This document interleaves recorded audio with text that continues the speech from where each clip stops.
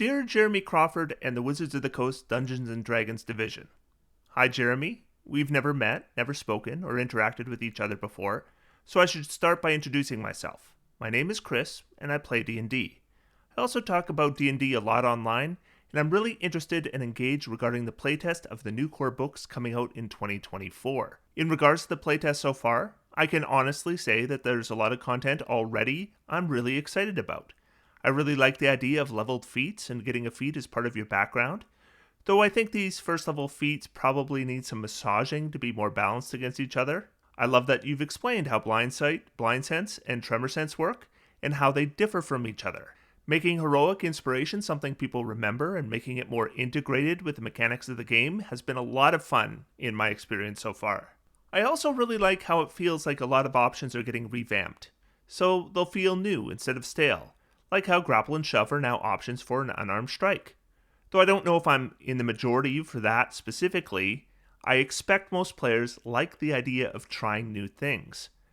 I know I'm not alone in being excited to see some new subclasses, and I'm really curious to see what new concepts you and your team have developed. I'm also really grateful that you've decided to collect player feedback for OneD&D to help shape the game we'll see in 2024. Since we're on that topic, that's what I wanted to contact you about, because I have some thoughts regarding how it could be a better experience for us players and produce more useful feedback for you and your design team. You see, I have some concerns when I read discussions online, as well as conversations I've had with other D&D players, and just my own impressions of what I've seen so far and how the player surveys are being handled. When we see a change and aren't part of your design team, we really don't know your ultimate goals for making the change. And when a survey asks us if we're satisfied with that change, there's no way to tell you that, really, it depends. For example, when I see Eldritch Blast excluded from the spell lists, does it mean it's going to be a Warlock class feature instead? Are you removing it from the game? Or was it just an omission or a mistake? Without knowing the answer, I don't know whether to tell you if I'm satisfied or not. But if you ask us about the spell list, and ask if I'm satisfied, it really matters to my answer if Eldritch Blast was just forgotten, or whether it's being removed from the game, or whether you have some cool new way you have it planned to integrate into the Warlock class itself. Now I recognize that I can add additional comments, but realistically, I know you can't possibly read all the comments from thousands upon thousands. A simple addition of Eldritch Blast will be included in our Mage playtest as a Warlock class feature would let me know what the plan is, which would help a lot when completing these surveys. Speaking of confusion regarding the surveys, I know I would appreciate it, and I expect many players would as well. Could we get a clarification? Are our answers assuming we've actually tried these new options? Or do you just want our impressions after reading them? It's not really clear to me if these surveys are supposed to be for us to give our feedback on the playtest document, or our feedback on playtesting we've actually done using these new rules. I want to help provide my opinions, I'm just not sure if I'm providing them in the context you intended. In regards to your intentions, this is what I want to know more than anything, and I think I can safely speak for a majority of players trying to provide you the best feedback we can when I say this. What are the design goals of OneD&D exactly? I mean, when OneD&D was first announced, we were told that OneD&D was about giving you more options, building on the current edition, and updating it to where we are today. All our 5th edition adventures and sourcebooks would be completely compatible. I remember thinking that would be great.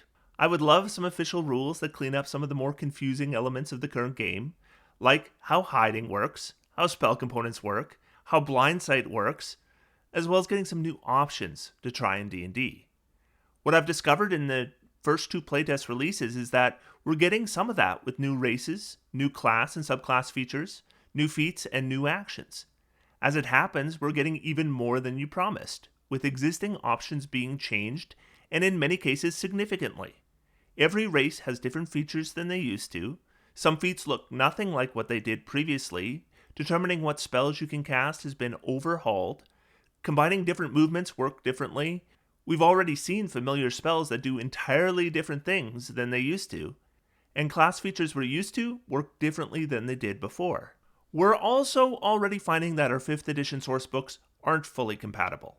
For example, if you want to play an Eloquence Bard, I don't get features at the same levels, and I don't get as many features overall. Am I supposed to change the levels they're gained at? Which feature goes with which level? What about only getting 3 features? Am I supposed to add something? What about the features that don't work anymore? I mean, a simple fix could be done for unfailing inspiration by just not expending the bardic inspiration. But what about infectious inspiration? That doesn't work at all with the new way that inspiration uses your reaction instead of giving out a die to hold on to. To be clear, I'm not against any of these things. When I look at the feats presented in expert classes, I see that I might not take the same feats I have repeatedly over the past 8 years, and that's exciting and fresh. However, this is where knowing your design goals would be so helpful in giving you meaningful and helpful feedback in the surveys. For example, the sharpshooter feat obviously looks similar to the way it used to, other than it giving us a +1 to dexterity. But the one change that was made seems very dramatic. The -5 to hit in order to get +10 damage was changed to the ability to fire a ranged weapon within 5 feet of an enemy without having disadvantage. I assume you already knew this was going to be a jarring change to players reading this document for the first time. Because we don't know what your design goals are, we're not discussing these changes in ways that are going to be productive to you. We're instead discussing our wild speculations as to why you made this change. Maybe you want weapons to do less damage. Maybe you felt the -5 wasn't fun at the table. Maybe you want spellcasters to be more powerful compared to non-spellcasters. Maybe you want to tone down the power combination of crossbow expert, sharpshooter, and a hand crossbow. Maybe the plan is to take all the more powerful options and pull them back to the point where they're more in line with the other options. Maybe that's just for weapons, or maybe we can expect the same treatment for spells. When it comes to answering if we're satisfied with this change, how can we be without knowing the answer to these questions? If the design goal is to have all our options for our characters be just about making the character we envision without having some options dramatically better than others, then I am terrifically satisfied. If the intent is to make weapon use worse compared to spellcasting, then I am terrifically unsatisfied. Should we expect weapon properties other than the light weapon property to have new and exciting mechanics? Is the Warrior playtest going to build on these options? Your community would love to know the answer to these questions before we fill out whether we're satisfied with the current changes or not. It occurred to me how helpful it would be to actually evaluate these playtests if you even gave a quick blurb in the document explaining the intent whenever an existing rule was changed. At this time, we don't even know if there will be higher level feats than 4th level. If you put even a couple sentences that said something like, in future playtests, you'll see higher level feats that build on these options. Weapons will be able to do things they never have before, and your high-level weapon-using character will feel more impactful than they ever have before, regardless of the weapon type you chose to specialize in. It would make such a difference. I can't emphasize enough what a difference that would make. You could put it in a gray box, or italicize it, or something to differentiate it from the actual content. I mentioned before how much I appreciate that some things that were confusing are being clarified in OneD&D, but I do have a suggestion on how they could be even more clear. Sometimes the words you choose leave us guessing. For example, in the Expert Classes playtest, we see an important change to the attack action. Under Equipping Weapons, it says, you can equip or unequip one weapon before or after any attack you make as part of this action. If you are unaware, there is a debate whether this means you can equip or unequip a weapon before any single attack, or each attack. This confusion seems avoidable to me. If you mean before a single attack, then it could read, you can equip or unequip one weapon before or after a single attack made as part of this action. If you mean before each attack, then it could read, you can equip or unequip one weapon before or after each attack made as part of this action. Clear language would mean clearer understanding. There is a similar confusion with a light weapon property. When you take the attack action on your turn and attack with a light weapon in one hand, you can make one extra attack as part of the same action. That extra attack must be made with a different light weapon in the other hand. Does when you take the attack action mean that the different light weapon needs to be in the other hand when you make the first attack? Or can you equip it after the first attack has been made? I'm not sure what you mean, and players I've spoken to aren't sure either. They sometimes ask me which way it should be read, and I don't know what to tell them. Some simple changes in how the sentence is structured could make it clear how this is supposed to work, whichever of those two it's supposed to be. You're communicating entirely new rules to us here, and it seems like the communication could be clearer yet than what we're seeing so far. Those are the primary things I wanted to say that I can't express with a satisfied or unsatisfied answer. But since I'm writing this, I figure I might as well make the most of this and make a few requests regarding OneD&D. I'm worried about the value of strength as an ability score. Many of the fantasy character archetypes I enjoy playing in D&D are going to be not well represented with a low strength character. We no longer need a high strength to grapple or shove. Rangers in the playtest are more designed to work off dexterity builds than ever before. The advantage of using a heavy melee weapon over a light one seems to have diminished. If you're planning new and exciting ways to use a high strength character in playtests yet to come, terrific. If not, please consider it. Someone described the new version of the lore bard to me as the bardiest bard, and the thief rogue as the roguiest rogue. Here's what I would like to see. I would like to see any straight class bard be the bardiest bard, and any straight class rogue be the roguiest rogue. By making subclasses that don't specialize in a class concept, but instead just double down on that initial class, it makes the initial class seem watered down to me. Honestly, I don't know why a subclass called College of Lore is the bardiest bard anyways. Wouldn't it make more sense if they got advantage on the study action or something? Why isn't a subclass you describe as collecting bits of knowledge from sources as diverse as scholarly tomes and peasant tales, specialized in more lore than being better at bardic inspiration? Getting an epic boon at 20th level in a class just waters it down further. A 20th level rogue should get the roguiest rogue feature of all. Instead, they get a feature that, regardless of what they pick, the ranger or bard could just pick the same thing. If you had epic boons that were restricted by class instead of class group, maybe that could work.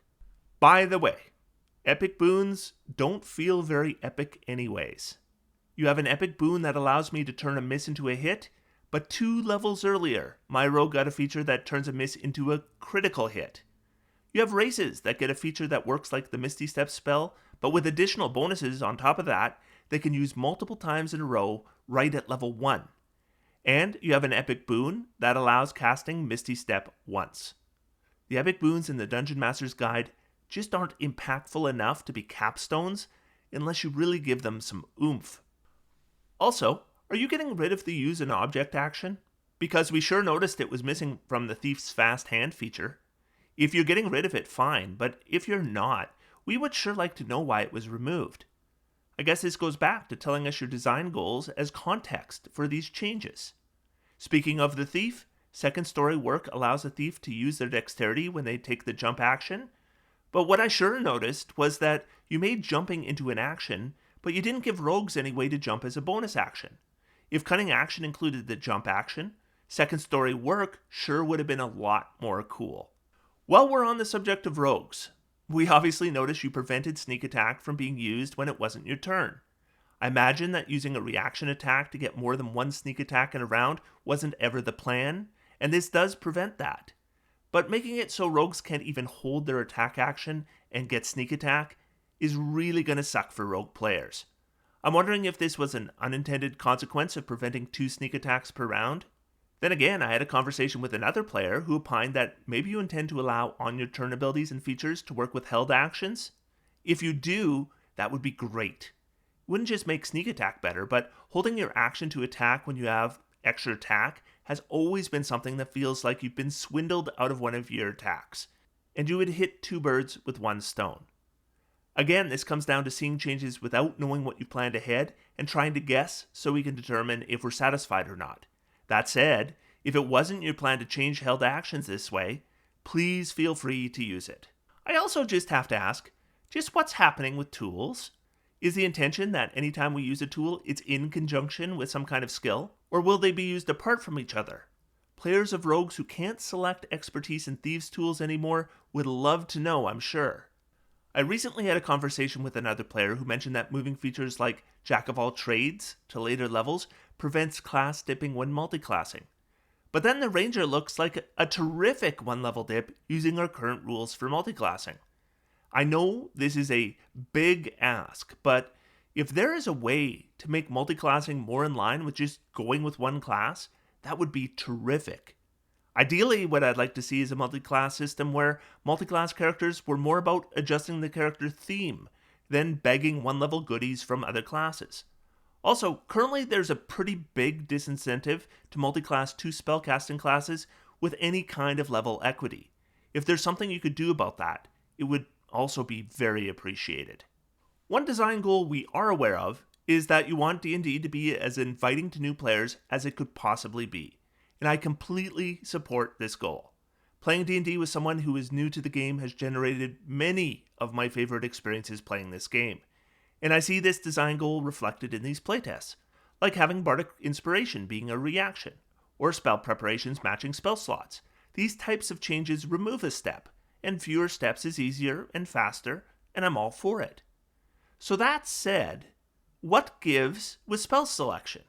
You have these 3 lists, and my character choosing spells needs to go through this big list and then search for spells of specific schools to know which ones they can prepare. Rather than us taking the time to do that, you could just print the available list for each spellcasting class. By all means, tell us the mechanics of which category of spells and which school of spells the list comes from. Then when you release new products, we know what spells are available to our character. But for the player's handbook at least, print the list of available spells to each spellcasting class, just like our 5th edition player's handbooks. Maybe you just aren't bothering with doing that with the playtest and have every intention of these spell lists being printed in the player's handbook when it is officially released. In which case, fine. But please do it for the actual book. Oh, and if I could make one final plea. During this playtest, if I make a character on D&D Beyond, I should be able to flip a tab and access the playtest for my character. I know you aren't personally responsible for this, but I bet you have an email address for someone you could make that suggestion to. I personally guarantee you that anyone who is actually playtesting these documents and uses D&D Beyond for their characters would appreciate this option immensely. If you do get a chance to read this letter, thank you for all you've done for D&D and taking the time to read this one player's opinions on what's to come. Sincerely, Chris.